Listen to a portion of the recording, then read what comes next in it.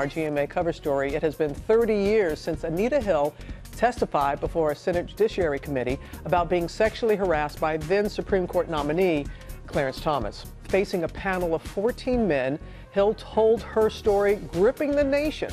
And in her new book, Believing, Our 30-Year Journey to End Gender Violence, Hill reveals how that day changed her life and sparked a national conversation. Thank you for believing, and thank you for this book. I read it cover to cover. It's something that men and women should read to have a better understanding. Gender violence. Explain why you term it like that. I started out with sexual harassment, and I thought that was sort of the issue that I would deal with. But I started hearing from people who were telling me about intimate partner violence. And then there were people who wrote me and spoke about their experience with sexual assaults and rape. And what I started to understand was that there was this connection and that you couldn't really separate them because at the heart of it was the same problem. And so in order to really capture this huge problem that we have, I chose the term gender violence. And you did not set out for this to be your life's work. But then 30 years ago, when you look back at testifying in front of Congress about Clarence Thomas, how did that impact your life? Well, it changed just about every aspect of my life. When I was asked by a representative of this committee to report my experience, I felt that I had to tell the truth. I could not keep silent. I had no intention of becoming a crusader. I wanted to go back to my job teaching, but I knew that wasn't going to happen. So I had a conversation with Andrew Young, who talked to me about how hard it is to take on a cause that is not one of your own choosing. And it was that kind of empathy and encouragement that really led me to just to find my own path and just charting a new course for my life. Anita Hill took a stand and educated a nation after accusing then Supreme Court nominee Clarence Thomas of sexual harassment in 1991. Thomas denied Hill's allegations. Also in the room, President Joe Biden, then serving as chairman of the all-male Senate Judiciary Committee. In 2019, Biden calling Hill to share his, quote, regret for what she endured. What did that apology mean to you? Well, the apology was a long time coming.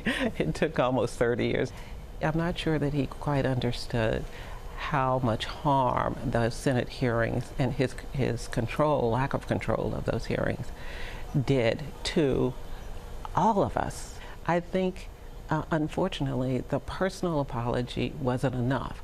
What I really wanted was somebody who was going to commit to doing something about this massive problem of gender violence that we have in this country that's hurting everyone. Christine Blasey Ford, when you heard her testimony all those years after yours, what was going through your mind? I wanted it to be better for her. I wanted the outcome to be better. I wanted the process to be better.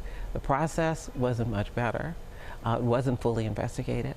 But my thought was really, this is going to change your life forever. But she did a really brave thing coming forward, and I think we all benefited from her testimony.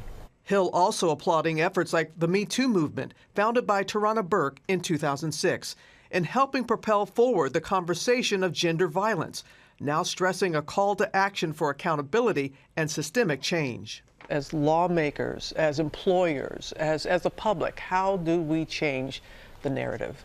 Well, we can first of all, change the narrative culturally and stop telling people, telling children that what's happening to them is not so bad, because that keeps people from coming forward. You know, people ask me, it's my advice to everyone to come forward who has a complaint. And I still am not at the point where I can say, I advise everyone to come forward. I don't. What I advise people to do is understand the process that you're coming forward into, because we still have processes that are not necessarily meant to solve the problem of sexual harassment or rape or sexual assault. We've got to change the processes if we, in fact, want people to feel confident and trust that they are going to be treated fairly when they go into them. And my final question, believing. So what is it that you're believing for the future when it comes to this all-important issue? I'm believing that change is possible.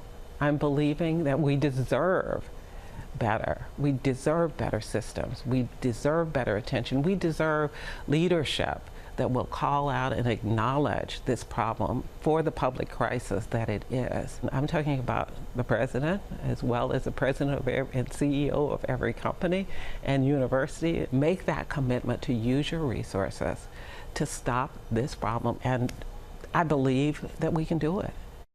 She went through what she went through, and you could just tell her demeanor. She's very soft-spoken, very calm, as and she very was 30 measured. years ago. But she issued a challenge, a forceful challenge to everybody out there, pretty much. And there's something, and I hope people read the book, men and women alike. I mean, it was enlightening, and she's got studies and surveys and just people who have reached out to her. But there was a phrase that she had in the book that really stuck with me. She said, "We can't fix what we refuse to acknowledge." We can't fix what we refuse to acknowledge. It's one thing to have knowledge about something. It's another thing to actually acknowledge it. And that's where the misstep is happening. Yeah, and again, you said you read that thing cover to cover and couldn't stop. Well, because because how many times have it's not that bad. Yeah. It's not that bad. I mean, you all have young girls, young daughters. Absolutely, think about it all the time. Yeah. So Believing, our 30-year journey to end gender violence, is available tomorrow. Well, hey there, GMA fans. Robin Roberts here. Thanks for checking out our YouTube channel. Lots of great stuff here. So go on, click the subscribe button right over here to get more of awesome videos and content from GMA every day, anytime. We thank you for watching, and we'll see you in the morning on GMA.